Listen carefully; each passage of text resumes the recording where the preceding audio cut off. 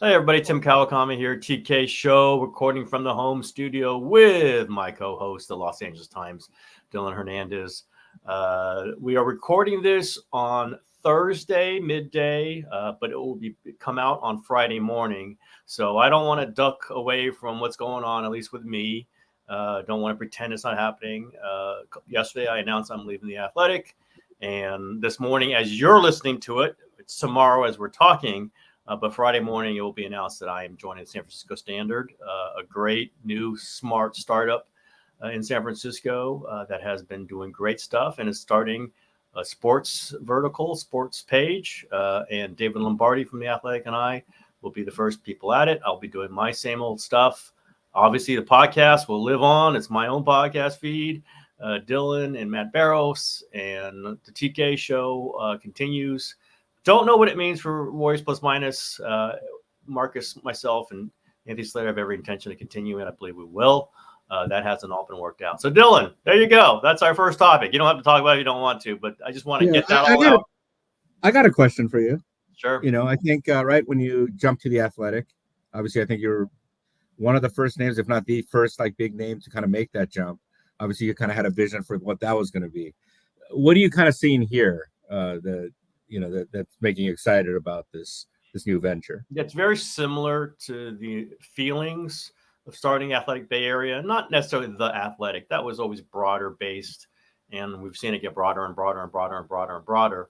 The idea, the concept with the Athletic Bay Area was just win in the Bay Area, be great in the Bay Area, get the writers who know the teams, who cover them well, and who readers, passionate readers, would want to pay to read about that team every day, whatever, routine schedule you're on. And it's not as big a thought at the Standard. It's just more just put up good stuff on sports, be smart, don't have to do every single story. But it's similar, just like what can we do to win readers' loyalty, to be consistently read, to be must reads. We're going to start with 49ers, obviously, clearly an over-index of 49ers, who I think is the biggest team in the Bay Area, at least readership-wise. Obviously, Warriors is right up there, and I'll write Warriors. It's to deliver that locally, connection to the community, connection to what's going on, kind of the point of view of the area, and that was always the idea of the Athletic Bay Area.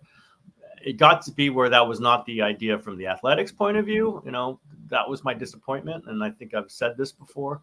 I'm not ripping anybody there. It just changed. It became much more of a national and even international focus. It's great. The Athletic UK is incredible. I've loved reading that. I love the people there, but just kind of got broader. It kind of just, they're chasing other things. Totally, they're right. I've never, ever said otherwise. And this is not a New York Times thing. This was happening before the New York Times bought them, so I don't want to make it seem like the New York Times is the one that changed everything. I just think companies start up uniquely and with agility, and they're always trying to do things, and they get bigger and they get bigger, and they hire more people, and they have more infrastructure, and they have more HR, and they have more of this, and it just gets kind of away from the beginning. Again, natural, and this is back to the beginning. Again, this is a San Francisco Standard has been going for several years.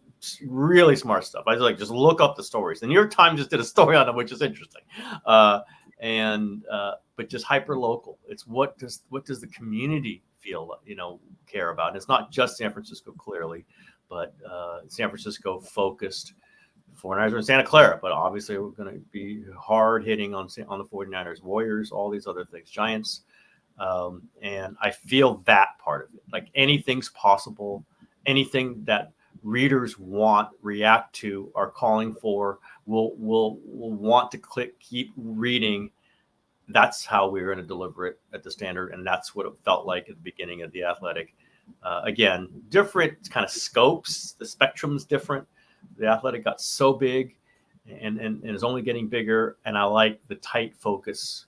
If you want to read about the San Francisco 49ers, I think you're going to go through the Standard at some point. And I like that part of it.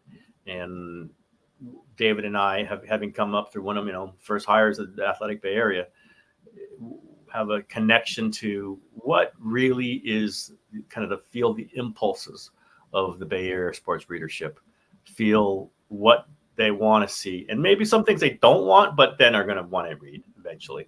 They dislike, but it's important to know these things if you want to understand the inner workings of the 49ers.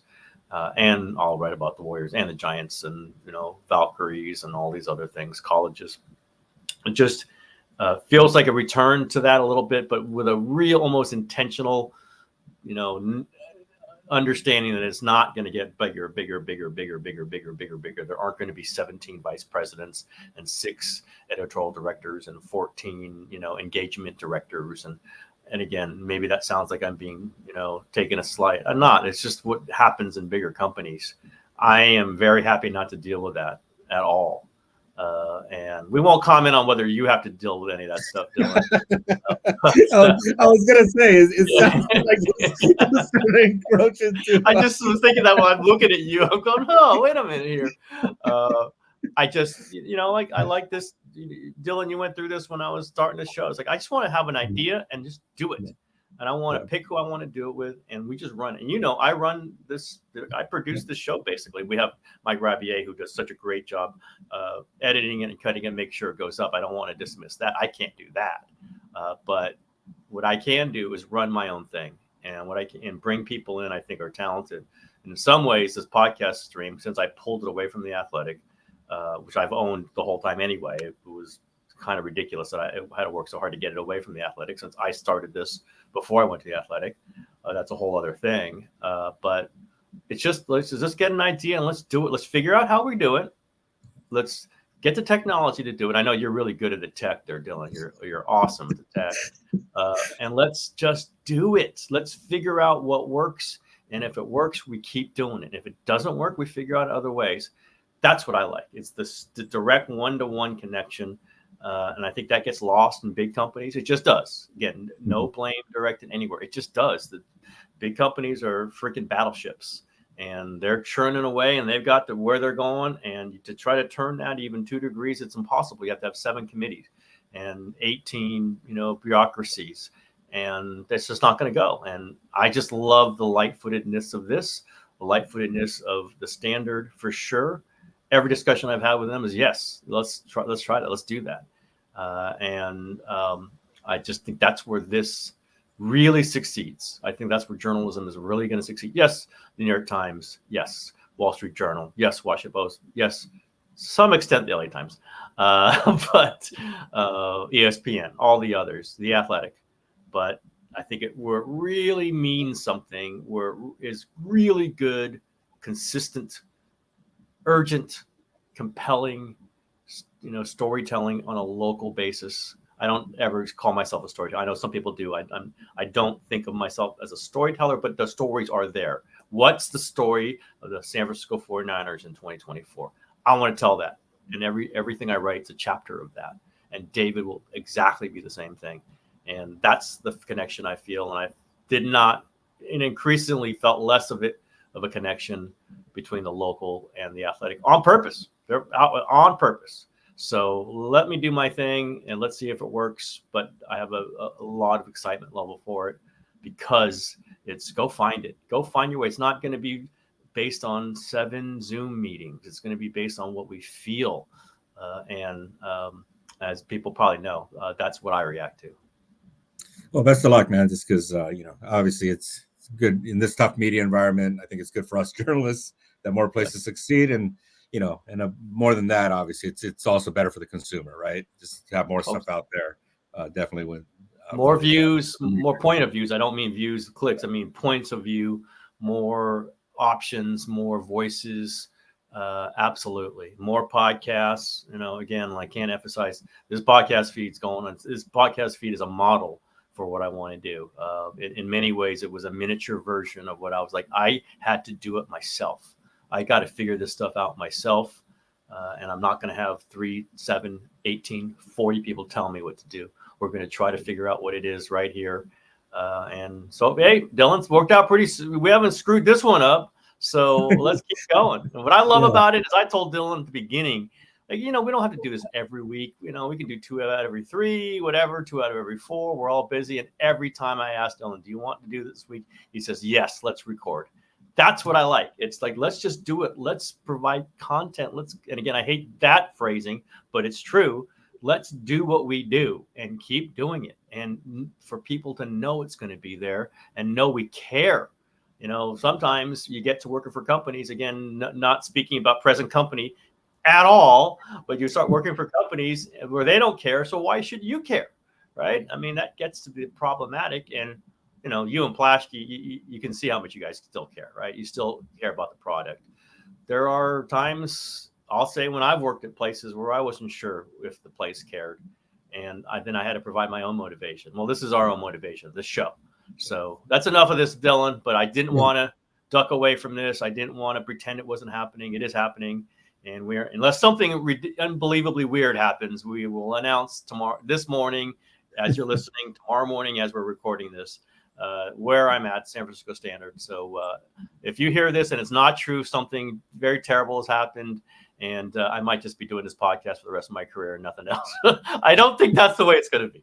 So, all right, Dylan, let's get into actual North and South topics beyond our own careers. 49ers Monday night looked very good against the New York Jets. No Christian McCaffrey, a little surprise. You can discuss whether you think the 49ers should be investigated for their injury announcements. I think it was just kind of this weird marginal situation where they kind of thought he might play, and they just scratched him. And I heard about it from my friend who I advised that she should draft McCaffrey #1, and she got burned by that. I know many people did, bettors, whatever. But 49ers still win easily without Christian McCaffrey, with Ayuk and Trent Williams just coming back from holdouts, from a lot of reasons that you would have thought they wouldn't have looked great, and it looked great. I know a road Monday night, I've said this, East Coast team coming across the country on Monday night to open is tough. It just screws up your body clock, especially for your first game. But, man, I think the 49ers went in this as the NFC favorites. I absolutely believe that they are the NFC favorites. Where do you land on that, Dylan? Yeah, I mean, it's the way they kind of dominated the line, right? I mean, you talk about McCaffrey not being there. Where do they get this Jordan Mason guy? I mean, he's been walking around, undrafted rookie, undrafted guy they've had for several years. He's just been that guy who, it'd be interesting if he gets a shot. Well, he got a shot. Yeah, he's a fun kind of violent runner, right? I really enjoyed kind of watching him. I was kind of curious too, just the defense with the new coordinator there, how that was going to go. Obviously, I mean, they stopped the run. They didn't let Rodgers get going at all. And it's probably only going to get better from here, right? I mean, Ayuk dropped that one ball in the end zone. Trent Williams, I guess, had to go get an IV or something at some point. Again, all understandable. I mean, to me, they kind of did what they were supposed to do against like a team the caliber of the Jets, and that's kind of what you want, I think, right? Is for at this stage, I know again things are early, but you kind of don't want the flags to be going up, red flags, and I don't think we saw kind of any of that. And my guess, again, they're going to just kind of keep progressing from here. I mean, even the fact that my guess is that Shanahan probably wasn't too pleased that he had to settle for as many field goals as he did. Right. That said, I mean, their kicker kicked two of them were over like 50 yards, weren't they? Yeah. Yep. A couple of them were pretty long. Yeah. So, I mean, you're kind of taking care of all those small things that you're supposed to take care of. And I think that's kind of been one of the hallmarks of this franchise in recent years that they've been on this run. So, yeah, I mean, to me, again, get back to full health, get Ayuk and Trent Williams back up to speed. No reason they shouldn't be in the mix.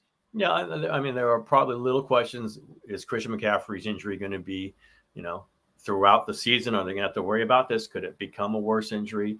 I think that always is the case with a running back. You just never know. But I don't think it's, it's urgent. I don't think it's panic time. I think he's probably going to miss Sunday on the AstroTurf in Minnesota. Maybe he'll play in the LA game. But that's another artificial turf game. After that, they got a bunch of home games in a row, so maybe they save him for that. The fact that they can win games without him.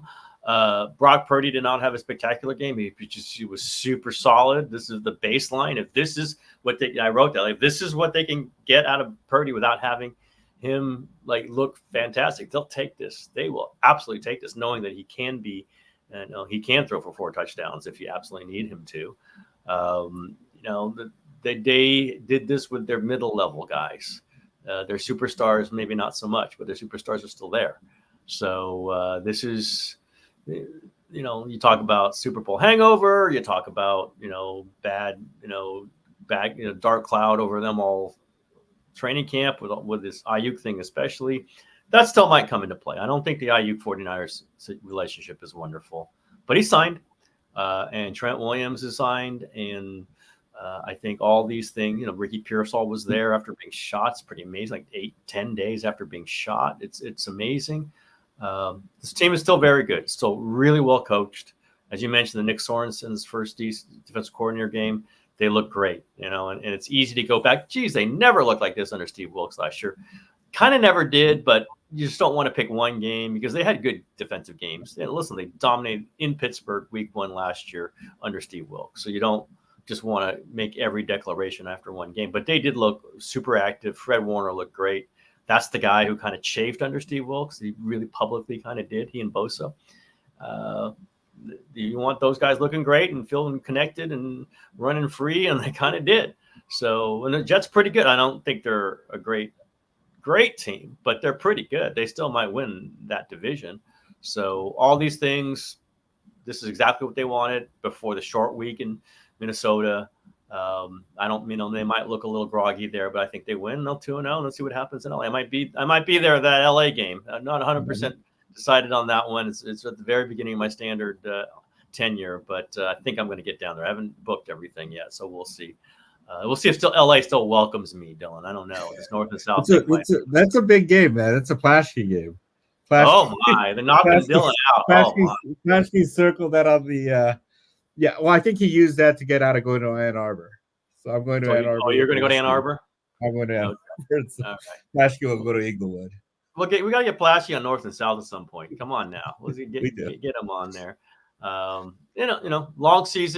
Long season for the LA Chargers. Let's get back to. Let me see if I can click this over here. Oh my goodness, I did it again. I can figure out the headlines. Harbaugh, Chargers.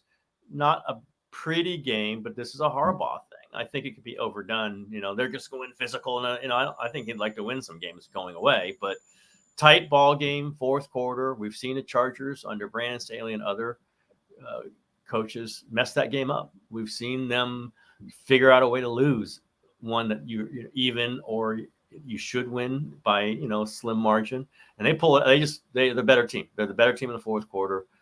Very Harbaugh-esque. Again, there are going to be games where that don't look like this, but it was a classic way for a Jim Harbaugh Chargers team to make a debut. What'd you think of it, Dylan? Yeah, Plaschke. Speaking of Plaschke, right? He talked about the Chargers' history of charging, and that this week he said that they Harbaugh'd. Right? 0 turnovers, close to 200 yards on the ground. 4 sacks, 3 takeaways, and kind of like you said, right? They just kind of wore them down, put themselves in a position to kind of win this thing. And again, the 0 turnovers part to me is just kind of like the big thing here, where for so long you think about the Chargers. This applies also to like USC, right? Who's kind of turned around, and we talked about them last week. But these were teams that kind of like you felt at some point were going to shoot themselves in the foot, And so just the fact that hasn't happened, that didn't happen in this game.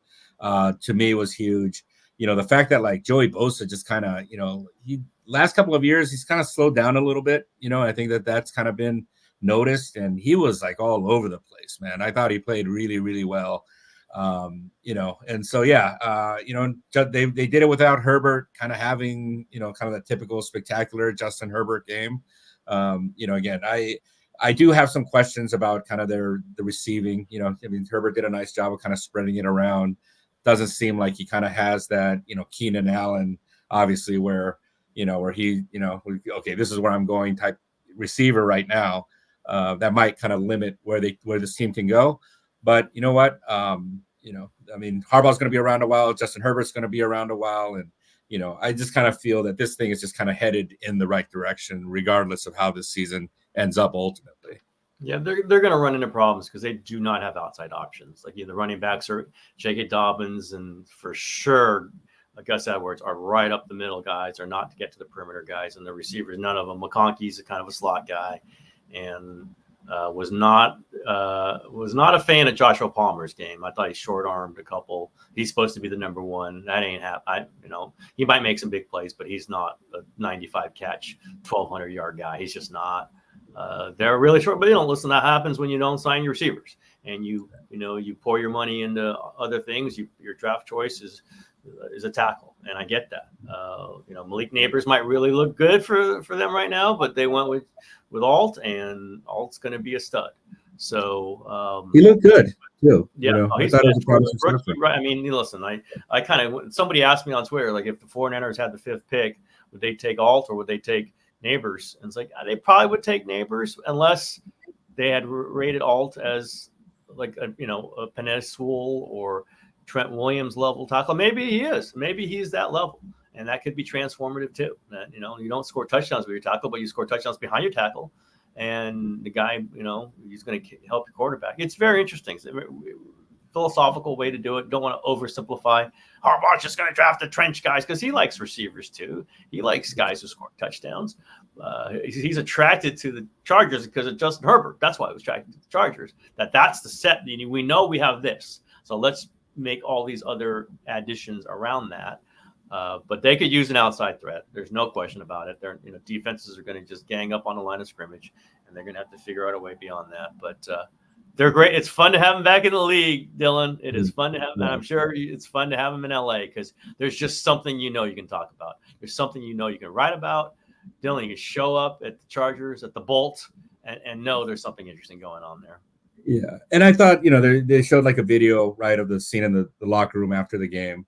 And just kind of the way, I've always kind of been, right, from his introductory press conference to, I think the way I kind of described it was he was almost kind of coaching up the Spanoses, telling them how great they are. His thing after the game wasn't, hey, we came here to save you. It's like, hey, we're the lucky, right? The newcomers, we're the lucky ones. So classic. It was such like a, and it kind of puts like a different little feel to the whole thing, right? And again, I just think it's the vibes there are definitely good. They're feeling good about themselves. They're going to go to Carolina, like their chances there. Again, like you said, looking ahead could get a little bit dicey for them. I think I've seen a lot of projections, them kind of being in that 7-8 win range. But I think again, it feels like it's kind of moving in the right direction here. They kicked away this kind of game so often in the past 5 years, and or more really. And it's funny that it's in the previous 2 coaches, I think, are Anthony Lynn, who became a 49ers assistant coach. He's now elsewhere. Father of Deontay Lynn, and also Brandon Staley, who's with the 49ers now. It's just interesting, the connections there. But you give me Harbaugh, I'll take him over anybody. I'll definitely take him over Antonio Pierce. Not that it was Pierce's fault, but I'll take Jim Harbaugh over like just about everybody in the NFL. Just about, not everybody, but just about everybody. The other LA team was interesting too. The Rams play a good game, not a great game in Detroit. I thought they could have won it. I thought Stafford played great. Matt Stafford played great, but also, Jesus, he's getting hit the hell all over the place, taking hits, delivering some nice balls, but they got to be able to run the ball. I know Sean McVay wants to run the ball. They couldn't. And listen, Detroit, you're in Detroit, opener. It ain't going to be easy to run the ball, but man, it looked like they had no way to run the ball, and that's be a little concerning to me.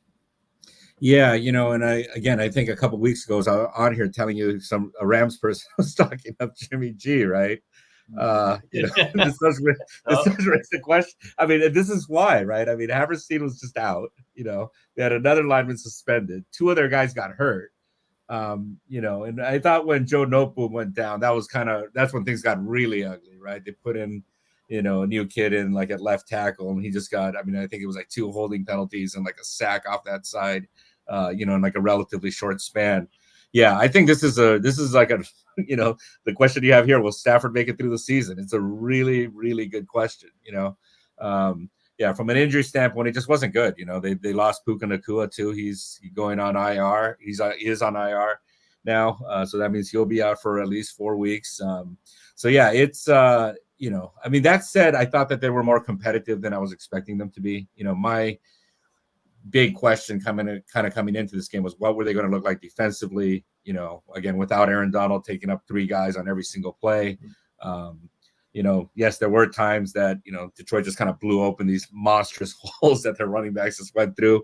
But, all in all, it was good enough for them to be competitive. And so on one hand, I thought they were better than I thought they were going to be. that said, this injury, this situation with the line it's not good.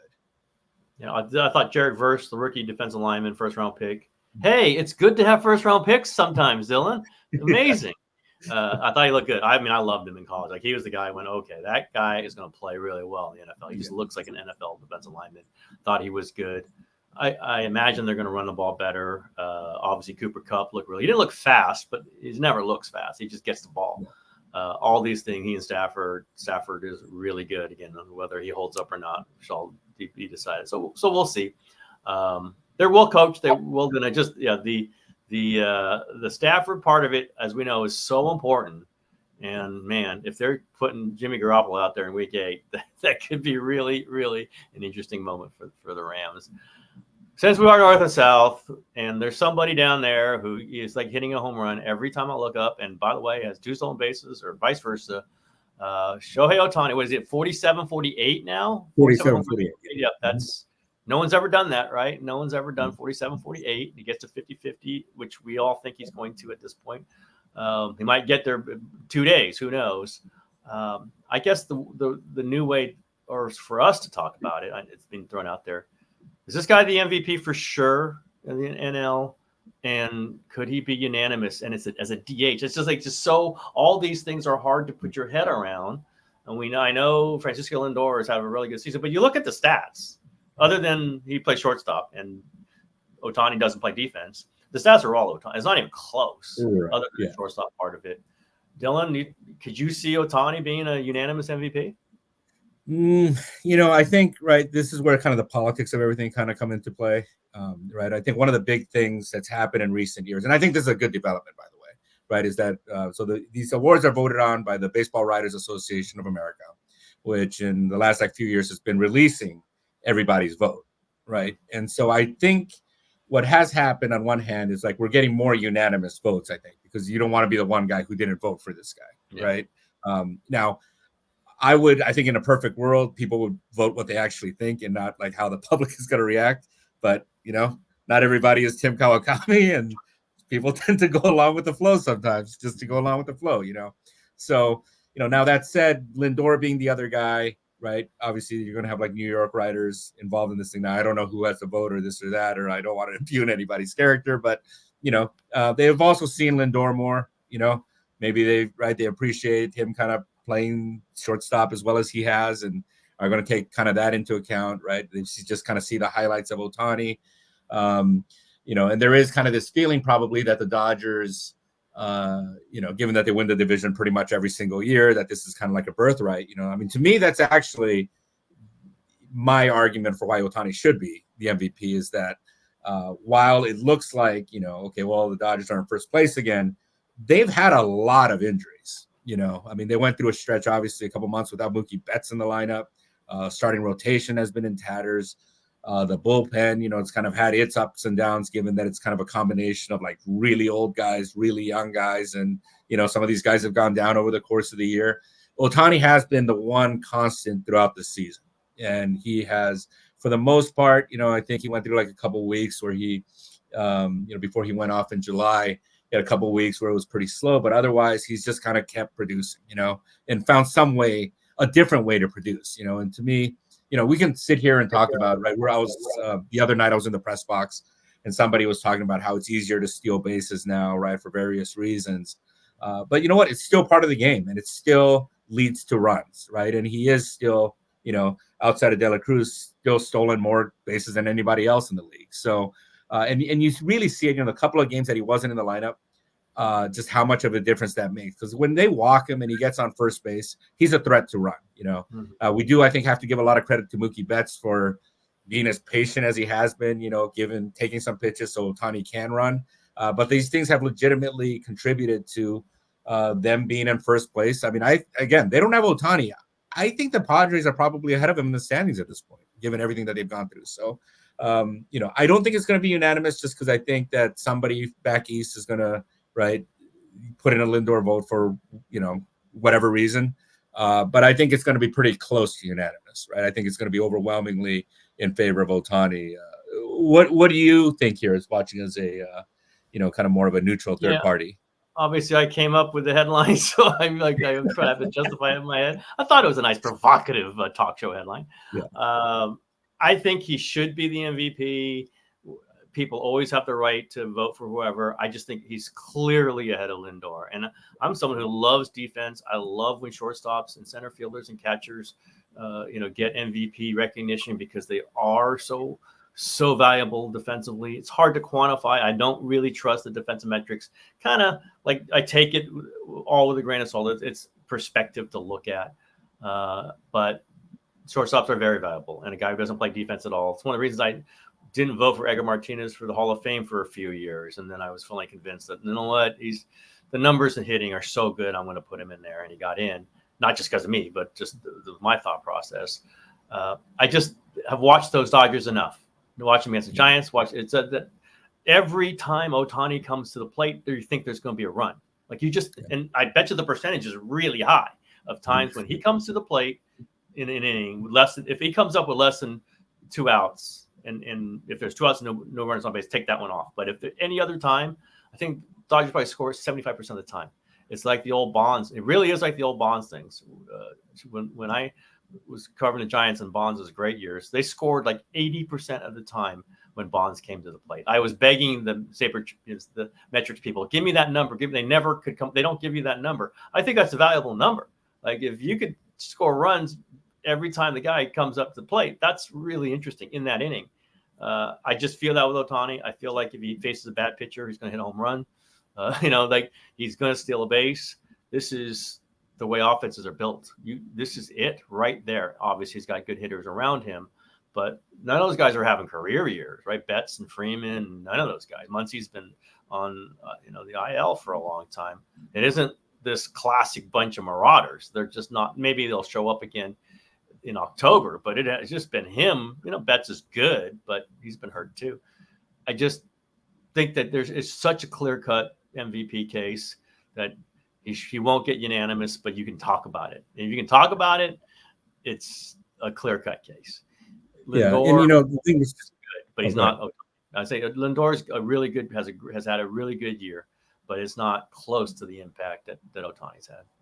Yeah, the other day I was talking to somebody at the ballpark, baseball person, and he raised an interesting point, right? Is that his performance this year has been so good offensively that it really does raise the question: should he ever pitch again? He's going to pitch again because he wants to, right? And certainly the type of surgery he had was designed to make sure he can pitch again. But it does actually raise this question, right? I mean, is he more valuable even as a full-time hitter? Because yes, he's not playing defense, but again, the running, it's almost like he's doing kind of something else, right? Because the days that he doesn't hit, if he can just get a walk, it's different when he's out there and when he's not, So for sure. Question: do you think he's hitting like this because he's not pitching? Yeah, probably. I think maybe the numbers would be pretty similar. He's definitely not running, I think, as much. Now if he's pitching. Correct. Yeah. And, the other thing too, is I don't think he's leading off if he's pitching, right? Because there you would have the thing where, especially when the team's at home, he's going to pitch, come off the mound, and then he's going to have to be the first one in the batter's box. And he's kind of talked about that he's made references to that being kind of strainful, right? Mm-hmm. Obviously it's only really one inning where that matters, but yeah, I do think, for sure, and this kind of, I think there are a lot of us, right? Even when he got hurt the first time, kind of we're thinking maybe this guy should just focus on hitting, and his suspicion too, right? When Joe Madden came in, or in 2021 when he was coming off the Tommy John thing, and they told him, hey, you're going to play every day. He viewed that as, the Angels organization kind of trying to force him to pick one or the other. And I'm not necessarily sure that he was wrong about that, right? I mean, the Angels have always said, no, we believed he could do this. But the timing of that, everything was kind of weird, right? And so I think that this is kind of an idea that's been out there. And for sure, when he was out the first time, there was a lot of talk around the Angels. Hey, would we be better off with this guy just as a full-time hitter? And this question is probably going to come up again, especially, next year, theoretically, when he comes back to pitch. It doesn't come back right away, right? And even in that 21 season when he came back to the mound, second half of that season, he was probably the best pitcher in the American League. First half, there were some ups and downs, So my guess is that next year is going to be very similar. Although Plaschke, I don't know if you saw today, Plaschke's saying he should pitch in the playoffs. That's a good one. That is a good. See, I thought you would appreciate that. It's a great column idea, isn't it? I come up with should he be unanimous MVP? Plaschke comes up with he should pitch in October. Oh my god! Yeah, because he's gonna be. Look, the way he's coming back right now, he's throwing bullpen sessions right now. I think the plan is before this month is out, for him to face hitters. He's going to get into a sim game because the idea, I think, is for him to have as normal an off season as possible, right? So you want to kind of get him back to where he's quote unquote competitive. Tony Gonsolin, same thing, right? He's down in the minor leagues right now facing hitters. So you want to kind of build him up to where, he would be in theory at the end of a season. So you can kind of have like a more or less a normal off season. And so Plaschke kind of just like, hey, like let's might as well. Hey, if they need a roster, like you don't have to make a roster move for that. Right. And I'll say this, in 2016, right, when the Dodgers faced the Nationals in the NLDS and Clayton Kershaw came out of the bullpen to close that game out. The first guy that suggested that was actually Bill Plaschke. He was asking whoever, probably Roberts before the game, was this possible that Kershaw could come out and close? And, Farhan actually admitted this. Farhan said he heard that and was like, what the fuck is this guy talking about? and so maybe Plaschke is saying something that we're not. Anytime you get a Plaschke, Farhan, Dave Roberts, Ohtani chain, you're in for something there. I'll go on the record and say they should not do that, because you don't want him tearing his rotator cuff and then being out as a hitter for the rest of the playoffs. That's just me. This is a once-in-a-lifetime offensive season. I don't know if I screw, but I give Plaschke, I'll tip my hat to Plaschke for coming up with an idea. Oh, my goodness. I didn't even think of that, but I'm glad you brought it up. It got me. You got anything else you're pulling out of your pocket there, Dylan? Anything else you want to start? That's all I got for this week, man. Jesus Christ almighty. That's good. I gotta read this column now. All right, Dylan, on that, thank you, Bill Plaschke, for providing so much content for us. I appreciate it. You can join North and South anytime you want to. And I'll see him in LA for 49ers Rams, I guess, if I go. I'm not 100% sure I'm going. All right, Dylan, I'll see you somewhere else. All right, see ya. That's Shover Day.